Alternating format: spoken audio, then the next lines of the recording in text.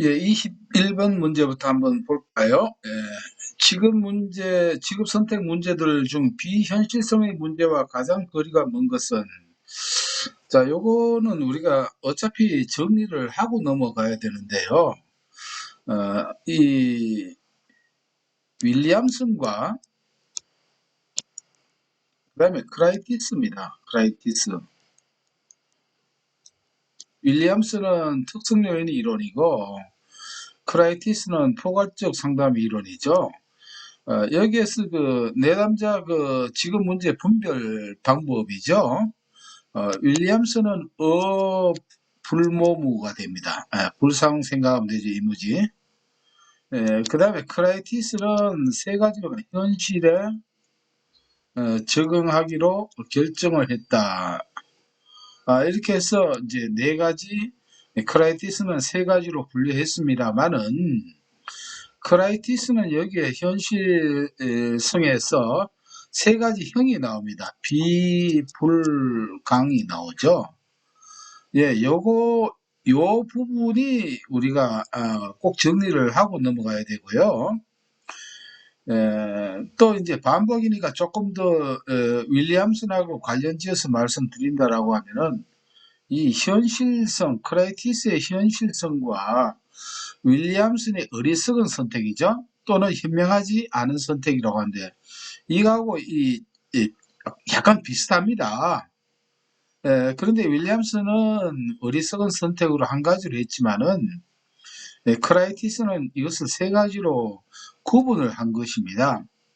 그럼 여기에서 윌리엄슨의 어리석은 선택이나 크라이티스의 이 현실성의 이 세 가지, 이게 공통점은 뭐냐면 일단 수준입니다. 수준. 뭘 기준으로 수준이냐? 내 자신의 적성과 수준 또는 적성과 또는 목표 이런 게 나오면은 윌리엄슨에게는 뭐가 되느냐면 어리석은 선택이 되고요.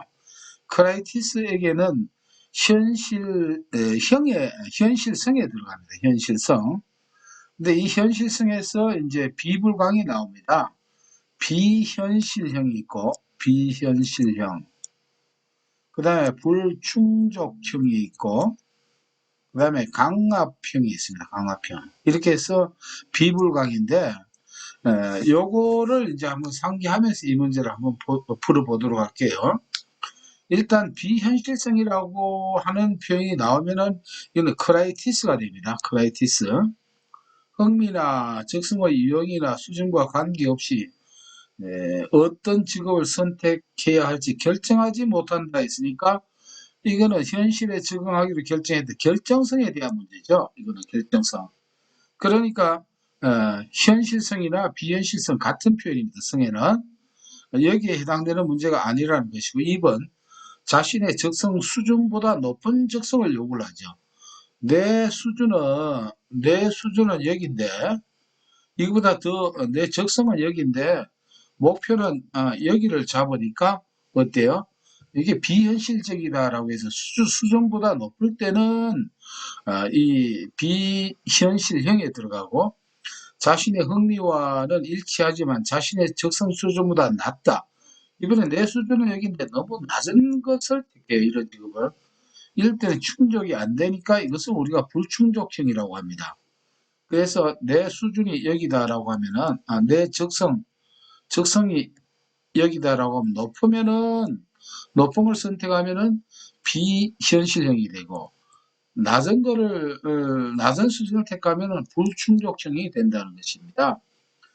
그리고 3번 자신의 흥미와는 일치하지만 자신의 적성 수준보다 낮은 적성하니까 이거는 불충족형이 되겠죠. 4번이 자신의 적성 수준에서 선택을 하지만 자신의 흥미와는 일치하지 않을 때 이것을 바로 그냥 강압형이라고 합니다. 그래서 이 세 가지는 크라이티스의 현실성 중에서 비현실형, 불충족형, 강압형 이렇게 세 가지로 나눠서 이렇게 설명을 하고 있네요. 물론 답은 이것이죠. 이거는 왜냐하면 현실성하고 관계없습니다. 결정성에 대한 문제죠. 현실에 적응하기로 결정했다. 결정성에 대한 문제입니다만은 요 내용을 조금 한번 세부적으로 한번 정리를 다시 한번 해 보았습니다. 22번입니다. 직업 적응과 관련된 개념 하면 이건 누굽니까? 롭퀴스트와 데이비스죠. 직업 적응 이론이죠. 개념이 조화의 내적 지표로 직업 환경이 개인의 욕구를 얼마나 채워주고 있는지에 대한 개인의 평가를 뜻하는 것으로 되어 있습니다. 개인의 욕구 할 때는 만족이 됩니다. 원래 개인의 욕구.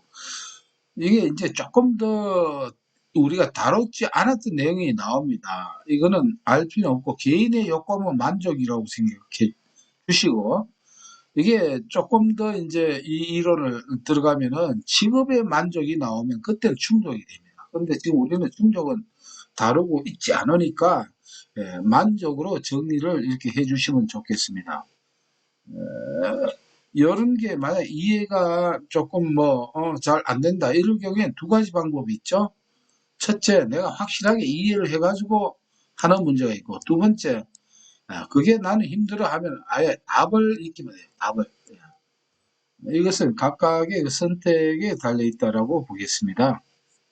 23번입니다. 다음 사례에서 검사, 재검사 신뢰도 개수는 검사, 재검사 하면은 우리가 신뢰도 측정 방법 세 가지가 있죠. 신뢰도를 측정하는 거, 신뢰도를 알아보면 흔들어 보면 안다라고 해서 뭐라고 했습니까? 반동 검사를 해보면 안다. 흔들어 본다. 반동 검사한다 해서 반분 신뢰도가 있고 동령 검사 신뢰도가 있고 검사 재검사 신뢰도가 있습니다. 그야말로 검사 재검사 신뢰도는 한 번 하고 다시 한 번 하는 거예요. 그래서 반드시 후회라고 하는 말이 다시라고 하는 말이 이렇게 나오겠죠. 100명의 학생들이 특정 심리 검사를 받고 한 달 후 동일한 검사를 다시 받았는데 두 번의 검사에서 각 학생들의 점수는 동일하였다.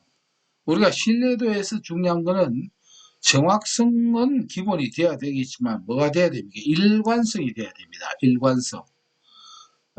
한 번 하고 다음에 했을 때 쭉 계속해서 동일한 이 점수가 나올 때 우리는 신뢰도 계수에는 신뢰도가 높을 때는 가장 높은 게 1.00입니다. 가장 낮을 때가 0.00이 되고요. 이렇게 해서 동일한 점수가 나왔으니까 플러스 1.00으로 정의를 하면 되겠죠. 24번입니다. 종업원의 경력개발 프로그램과 가장 거리가 먼 것은 했습니다. 후견인 제도, 이 멘토 제도죠. 직무순환, 직무평가는 이거는 경력개발 프로그램이 아니죠. 평가 프로그램이 되니까 훈련 프로그램. 그래서 이 문제는 반복해서 어떻게 나오더라고요. 이렇게 정리를 하고요. 25번입니다. 직무 스트레스를 촉진시키거나 완화하는 조절 요인이 아닌 것은 항상 스트레스 문제가 이렇게 두세 문제 꼭 나옵니다. 우리가 직무 스트레스 하면은 먼저 구분을 해야 될 게 뭡니까? 첫째, 스트레스 발생 원인이 있고요. 발생 원인. 이게 발생이 생겼을 때 이걸 조절해주는 요인, 이걸 또 혹은 매개 요인이라고 하죠. 이걸 생각하면 됩니다. 발생 요인은 과제 특성, 이미지 생각하면 되겠죠. 그 다음에 역할 갈등, 역할이, 여기는 역할이고, 여기는 과제가 되겠죠. 그 다음에 역할, 뭐 할 때가 되고, 역할이 과하다 할 때가 되고, 그 다음에 여기에서 그 어떤 조직에 자기가 일하고 있는 조직의 문화나 관습입니다. 관습. 조직의 특성이 되겠죠. 이렇게 5가지를 생각을 해 주시면 됩니다. 자, 이걸 조절해 줄 때는 크게는 2가지가 있습니다. 내적인 게 있고 외적인 게 있습니다. 내적인 것은 A나 B 성격 유형이 되겠죠. 그 다음에 통제 소재가 됩니다. 내 탓이냐 남 탓이냐 이게 조절해주고 외적 요인은 뭐가 됩니까? 밖에서 해주는 건 사회적 지지입니다. 사회적 지지. 친구나 가족이나 이렇게 위로해주는 이런 것들이 스트레스를 조절 매개해주는 요인이다. 이렇게 간략하게 한번 다시 더 정리를 해봤습니다. 그래서 우리는 이 발생 원인과 조절 요인 이거에 대해서 구분이 필요하겠죠. 그래서 AB 성격 유형, 통제 소재, 여기 들어가 있죠. ABC는 결승, 결승. 사회적 지원 들어갑니다. 4번에 반복적 단조로운 직무는 뭡니까? 이게 스트레스 발생 원인이 되겠죠. 이럴 때 우리가 스트레스를 받는다. 이렇게 보면 되겠습니다. 이렇게 좀 덧칠이 됐습니다. 26번 보겠습니다. 직무 분석의 방법과 가장 거리가 먼 것은 했습니다. 우리가 직무 분석 방법 할 때는 그냥 기본적으로 그렇게 했죠. 직무 분석 방법에서 직무 분석 방법은 우리가 뭐로 생각하면 되냐면은 최초 분석법과 같은 뜻입니다. 최초 분석법. 최초 분석법을 우리가 직무 분석 방법이라고 하죠. 최초 분석법은 키워드를 우리가 기억하면 이건 항상 써먹을 수 있는 거죠. 최초에는 어떻게 씁니까? 체면을 차리죠. 체면을 차리는데 나중에 관록이 붙으니까 뭐 중질도 서슴지 않고 하더라. 그래서 체면 관록 중질입니다. 이렇게. 그래서 체험법, 면접법, 관찰법, 녹화법, 중요사건 기록법 또는 중요사건법, 질문지법 이렇게 해서 요 6가지는 하나의 그 패턴으로 반복적으로 나오니까 이런 거는 딱 기억해 놓으면 됩니다. 그래서 체면 할 때 면접법, 중요사건법, 질문지법이 나오죠. 요소 비교법은 여기에 해당이 되질 않습니다. 자, 항상 여기도 미리 말씀드릴 것은 비교한다고 할 때는 뭐가 있어야 되는 꼭 자료라고 하는 말이 나와야 됩니다. 자료. 다른 어떤 뭐가 아니고 반드시 요소 비교를 할 때는 자료가 나와야 됩니다. 여기는 최초 분석법은 자료하고는 관계가 없습니다. 27번입니다.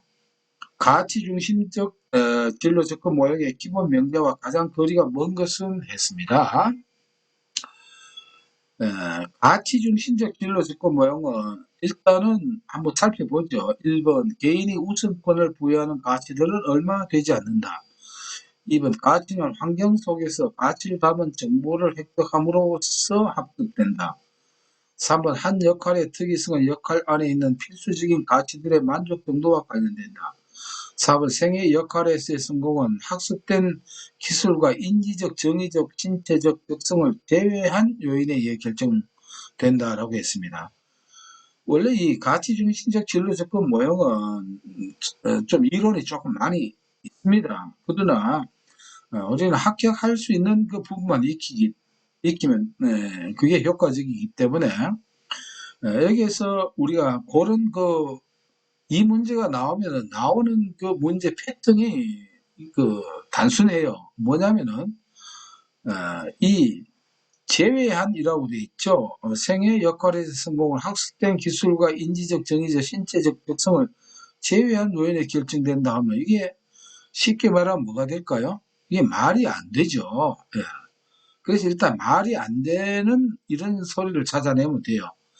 굳이 이 가치 중심적 진로 접근 모형의 이론을 다 모른다 하더라도 이런 방법으로 답을 찾을 수 있는 방법이 있고, 그 다음에 두 번째, 이 이론을 내가 조금 더 익혀서 한다라고 하면은 뭐냐면은 가치 중심적 진로 접근의 모형은 뭐냐면은 이 개인의 정의적 신체적 적성을 이걸 중시합니다. 환경보다.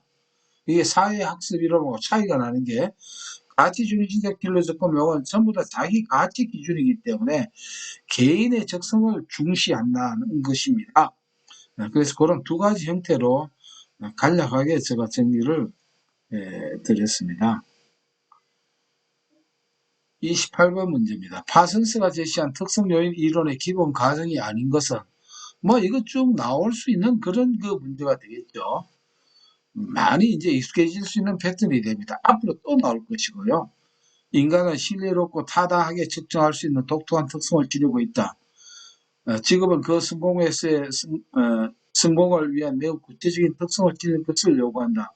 알다시피 파슨스 하면 제가 그랬죠. 이상한 양파 쓰는 그림 했죠. 구간 독작이라고 있습니다. 구간 독작. 이렇게 되어 있는데 구체적인 특성, 독특한 특성, 구간 독이 되고 구체적 특성. 3번 진로 선택은 다소 직접적인 인지 과정이므로 개인의 특성과 직업의 특성을 짝 짓는 것이 가능하다. 짝입니다. 예, 이렇게. 뭐 요것은 이제 구간 독작 중에 다 하나씩 다 이렇게 해당이 되네요.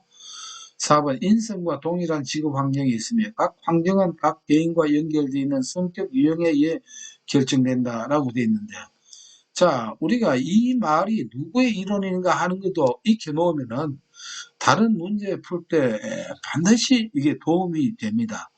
인성과 동일한 직업 환경 하면은 이건 누구의 이론일까요? 이것은 우리가 홀랜드의 흥미 이론입니다. 홀랜드의 육각형 이론인데, 우리가 해석 차원에 보면은 이렇게 돼 있죠. 물론 현탐의 사진관도 물론 우리가 더 출제 빈도가 높지만은 일관성과 일치성이란 말이 나옵니다. 여기서 해석을 하는 데 있어서 일관성은 리아색의 코드의 관계입니다. 이건 코드. 코드가 얼마나 좋은 점수에 대한 코드가 얼마나 인접해 있느냐. 코드의 연관성이고, 일치성은 그 사람의 흥미 또는 직업하고 그 사람이 몸담고 있는 환경과의 관계입니다. 그래서 일치성을 구분하는 키워드를 제가 이론 설명할 때 그랬죠. 반드시 일치성에는 뭐가 나온다? 환경이라고 하는 말이 나온다는 것입니다. 그래서 4번에 인성과 동일한 직업 환경이 있으며 각 환경은 각 개인과 연결되어 있는 성격 유형이 바로 현탐의 사진관입니다. 이 현탐의 사진관 또는 리아색에 의해 결정된다. 이렇게 되어 있거든요. 그래서 이 4번 이런 그 내용이 홀랜드의 그 인성 이론, 뭐 흥미 이론, 또 육각형 이론, 또 6가지 직업군 하면은 이런 것들은 홀랜드의 그 이론에 해당된다는 것을 한번 이것도 한번 살펴보았습니다. 반드시 다른 문제 또는 응용 문제를 풀 때 이것이 응용이 될 것입니다. 29번입니다. 자, 스트레스 또 나왔네요. 스트레스에 관한 설명 중에 앨리스와 관련이 없는 것은 있습니다. 자, 우리가 스트레스 이론 중에는 셀리에가 있고, 그다음 앨리스가 이렇게 등장을 합니다. 물론 다른 학자들도 있지만은 지금 상담사 과정에는 두 학자가 나타나는데, 앨리스가 나올 때는 항상 조심해야 될 거 생각하시면 됩니다. 앨리스는 바로 뭡니까? 합리적 신념, 비합리적 신념, 이걸 강조를 했거든요. 우리가 조금 더 다른 걸 정리할게요. 행동주의는 뭐를 중요시한다? 학습, 실험, 도구, 조작 이런 것들이 나옵니다. 이런 것들이 행동을 좌우한다. 그다음에 인지주의는 뭐를요? 인지주의는 사고가 행동을 좌우한다. 그러면 그 이후에 앨리스는 뭐냐면 바로 비합리적 신념이 이렇게 좌우한다 해서 거기에 따른 대응책이 A, B, C, D, E, F 모델 이론이 있죠. 그래서 앨리스가 나오면은 이 비합리적 신념이 주가 됩니다. 그래서 정서장애는 앨리스는 생활사건 자체를 통해서 일어나는 게 아니고 반드시 비합리적 신념을 통해서 일어납니다. 비합리적 신념 때문에 정서장애가 일어난다. 이렇게 이제 되는 것이죠. 우리가 다른 걸로 또 한다라고 하면 어떻게 됩니까? 프로이드의 정신분석 같으면 정서장애는 무의식에 억압된 그러한 것으로서 일어난다. 이렇게 되면 이거는 또 누구의 이론? 프로이드의 정신분석 이론이 된다는 것입니다. 자, 그래서 이것을 꼭 기억을 해 주시는 게 좋을 거예요. 이것은. 다른 내용은 다 맞는 내용입니다. 한번 내공을 위해서 한번 살펴보면은 행동에 대한 과거의 영향보다는 현재 초점을 둡니다. 역기능적 사고는 정서장애의 중요한 결정 요인이다. 역기능적 사고가 이게 뭡니까? 비합리적 신념이라는 것이죠. 이 생활 사건 자체가 아니고 비합리적 신념을 통해서 이 정서장애가 발생한다. 이렇게 연결되는 거는 이거는 적절한 표현을 했네요. 4번 부정적 감정을 유발하는 스트레스는 비합리적 신념에서 온다. 이런 것들이 전부 다 앨리스 하면 항상 비합리적 신념. 그리고 또 A, B, C, D, E, F 모형 이런 것은 좀 기억해 주시면 되겠습니다. 30번 문제입니다.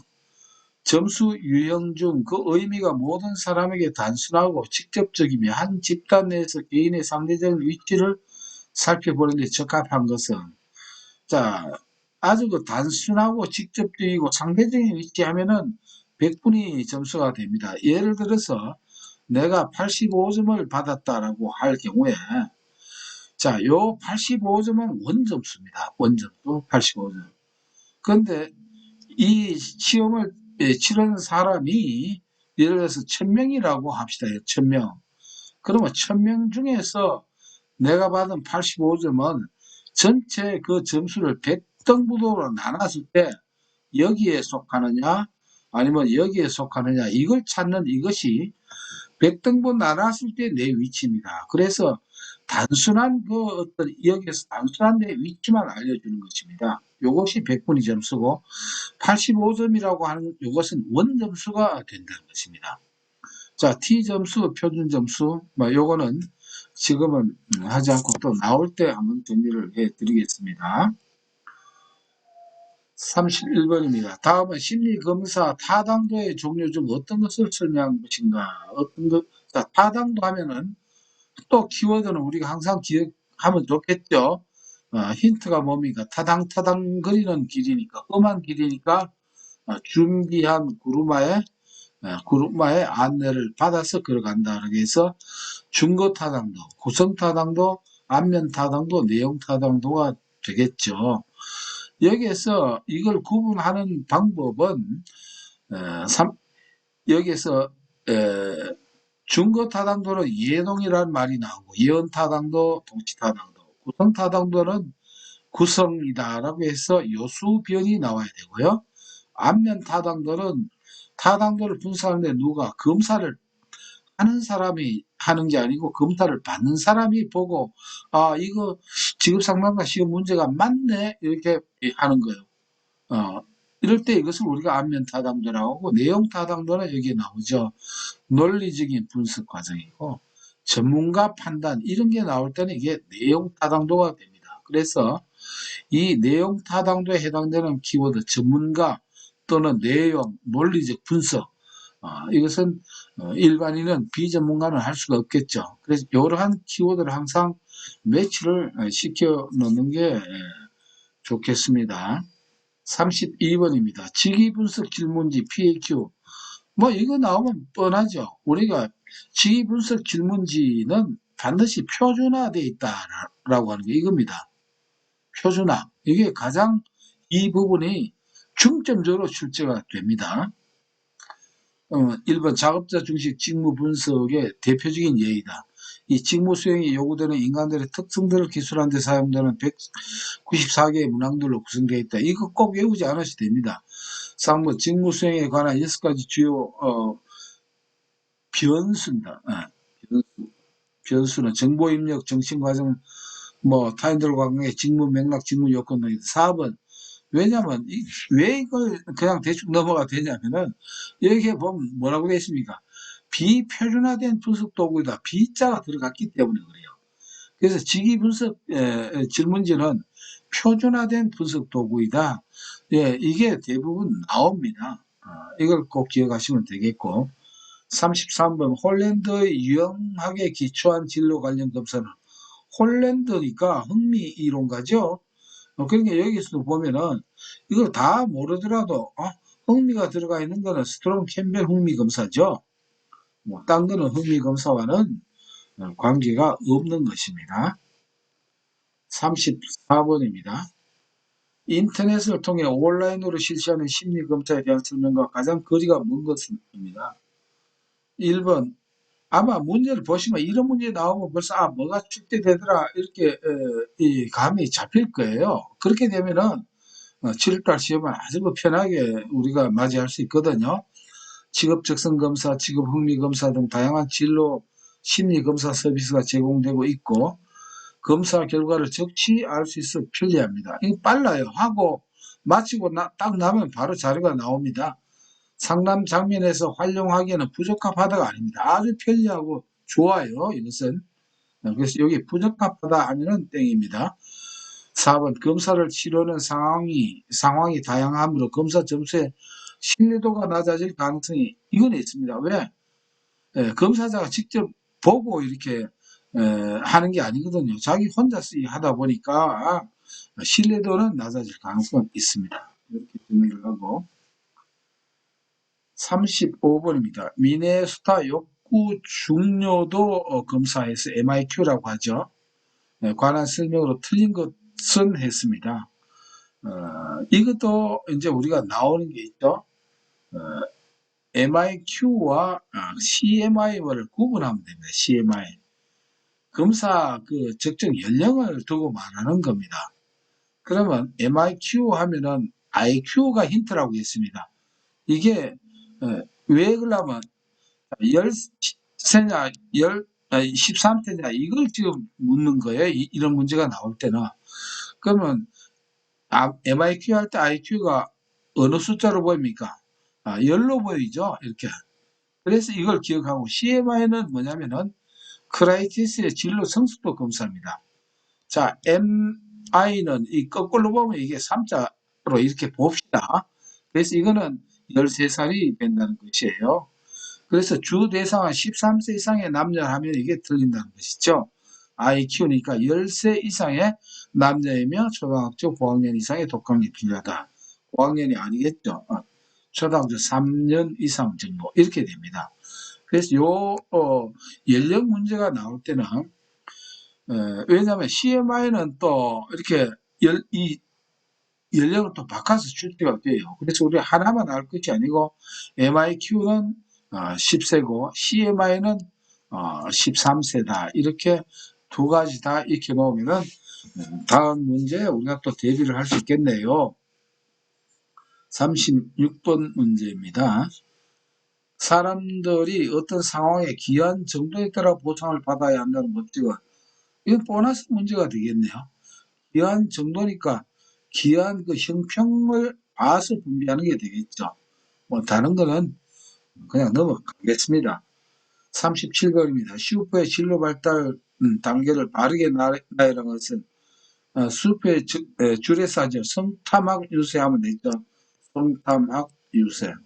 이런 거는 이렇게 보너스 주는 문제가 물론 아무나에게나 보너스는 아니겠죠. 준비한 사람에게는 보너스가 되겠습니다. 예, 자주 나옵니다. 38번 윌리엄슨이 분리한 진로 선택 문제. 자, 위에 참 크라이티스 나오고 이번에 윌리엄슨이 나오네요. 어떤 유형에 해당되는가? 윌리엄슨 하면은 뭘 생각해? 불모무죠. 그림에 보고 놀랬죠. 왜? 불상이 모자를 쓰고 여기에 무가 이렇게 자라고 있는 이 이미지가 되겠습니다. 어리석은 선택 나오면은 항상 수준을 생각하라고 했죠. 예. 불확실한 선택, 모순된 선택은 모순이다. 흥미와 그 사람이 직업을 선택했는데 흥미와 적성이 일치하지 않더라라고 한 것이죠. 이건 지금 무선택이니까.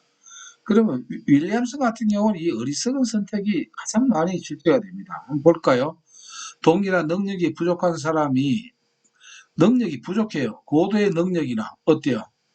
내 능력이 이런데 고도의 능력이나 특수한 재능을 요구하는 직업을 선택하거나 흥미가 없고 자신의 성격에 맞지 않는 직업을 선택하는 경우 또는 자신의 능력보다 훨씬 낮은 능력을 요구하는 직업을 선택하거나 자 이거 내용을 각각 보면은 이 내용은 위에 했던 크라이티스의 현실성에서 비불강을 윌리엄슨이 이렇게 하나의 표현 어리석은 선택이다 이렇게 정의를 하고 있다는 것이에요.